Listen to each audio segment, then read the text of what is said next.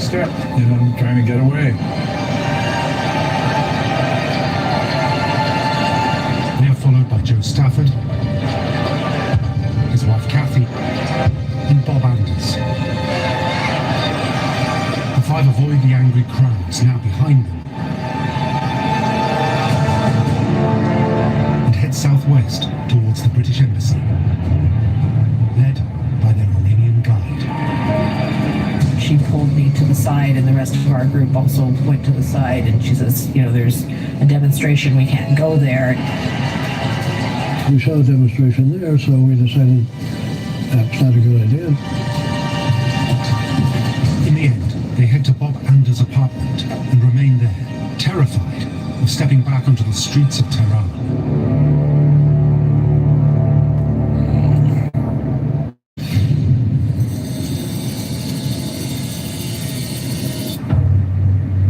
In Washington, while the embassy crisis is unfolding, it's still the early hours of Sunday morning.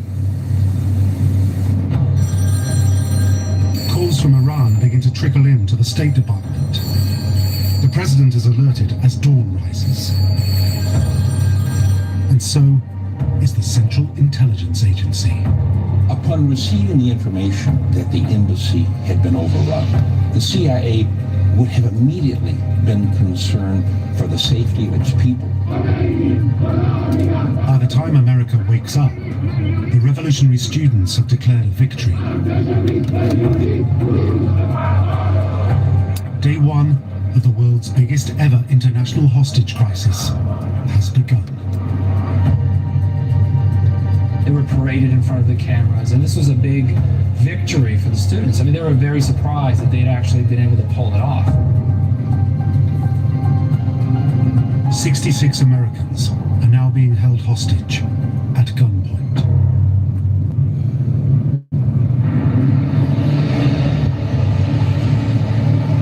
At this stage, the CIA have no idea that there's a group of diplomats on the run. We felt very dangerous, a very dangerous situation. What happens next is not portrayed in the Hollywood movie.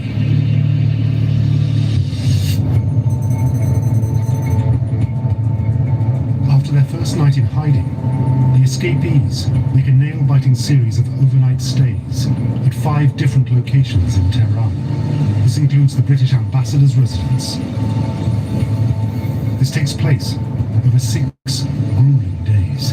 They're literally going from house to house to house. The most terrifying time was either Wednesday or Thursday night. All night long, the local watchman kept blowing a whistle about every 10 or 15 minutes. Our nerves were raw. The 6 days that we spent on our own was the scariest time. The Iranians were rounding people up because the other Americans that we'd been in touch with in the first days, who were still out, were gradually being arrested, seized. Desperate and with no idea what to do, Bob Anders remembers a friend in the Canadian embassy and gives him a call. His name is John Sheardown. Bob said, well, I'm not alone. There's 5 of us. And John said, bring them all.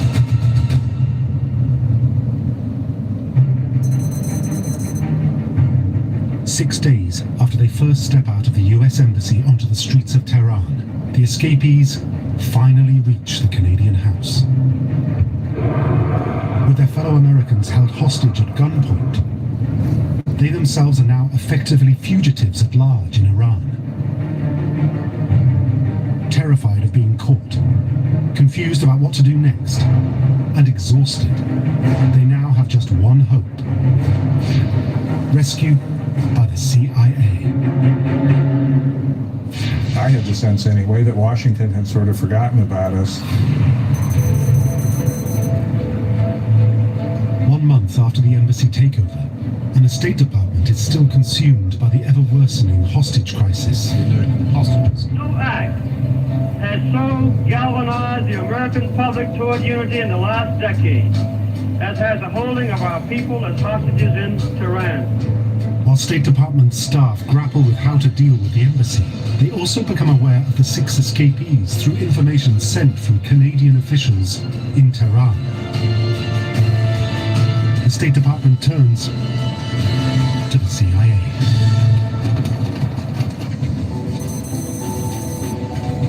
In early December, a series of top-secret flash cables arrive on the desk of an intelligence officer called Tony Mendez. Flash cables are the highest priority communications, usually restricted to wars or the most urgent of information. Tony saw these cables on his desk, and at the top of them were these marked flash, which you almost never see. In fact, some communicators, he told me, can go their whole careers without ever seeing one. The flash cables are about the escaped diplomats. On December 10th, when Tony heard that there were 6 Americans stranded outside the embassy, immediately his mind would have kicked into gear. Tony Mendez is a rising star within the CIA. He's carried out numerous undercover rescue operations, which the agency call exfiltrations, or extracting assets out of dangerous places. His job was getting people out of tough spots, rescuing people from dangerous areas. He's known as the Master of Disguise and works in a highly secretive specialist department known as OTS. OTS is the Office of Technical Service, and they are the CIA's gadget makers. These are the people in the film James Bond, which would be the Q. These are they give the equipment.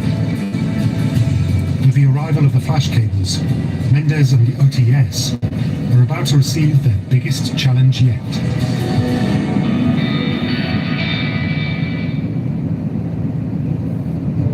Mendez is called to a meeting at the State Department. They discuss what they thought they should do to help rescue these people. Tony immediately sort of let them know that they should let him and the experts at the CIA worry about this. And they did.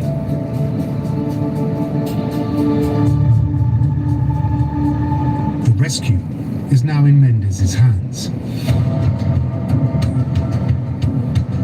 Along with his team of specialists at OTS, he sets to work on a plan that will get them out in broad daylight. The first problem: the escapees are American, and the Iranian authorities will be on the lookout for any Americans trying to leave the country. The U.S. is the hated enemy. The second problem is that the diplomats are untrained in spy tradecraft. They simply won't have the ability of accomplished agents to suddenly adopt an alien identity. They were completely unwitting of this black world in which people can be exfiltrated. So Mendez wants to find them a plausible reason to be in Iran, which will fool the Iranians, and one which any ordinary English-speaking American can fake. The key is, if they spoke English, what other possible country wasn't Iran mad at? The answer, of course, is Canada. Mendez has a hunch that Canada offers the diplomats their best chance.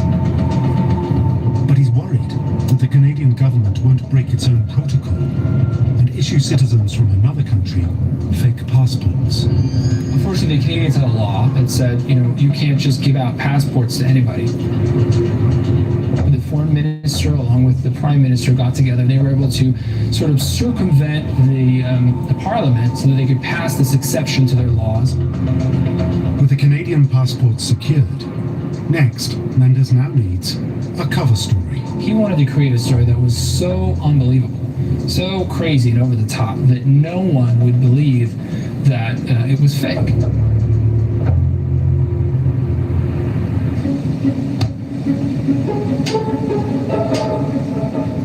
After endless days and nights searching for the perfect cover story, Mendez hits on an idea.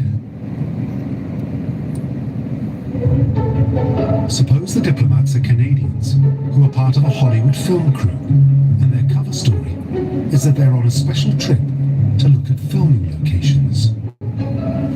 Despite the revolution, the cultural sector of the new Iranian government still wants to attract foreign currency, and that includes film investment. The plan is implausible. It's improbable that it would work. It is fraught with problems, and 1,000 things could go wrong. Not the least of the problems is that Mendes knows little about Hollywood film crews. So he calls up an old friend in California, John Chambers, an Oscar-winning makeup artist famous for his effects on Planet of the Apes. So he called his friend, John Chambers, to find out if it would be feasible and what kind of people would go on a location scouting party. And after Chambers ticked off the various jobs that a person would have,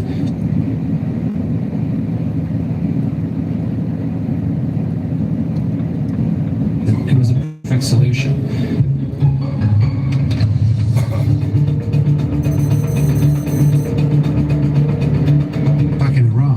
The escapees are following developments in the ongoing hostage crisis at the US Embassy.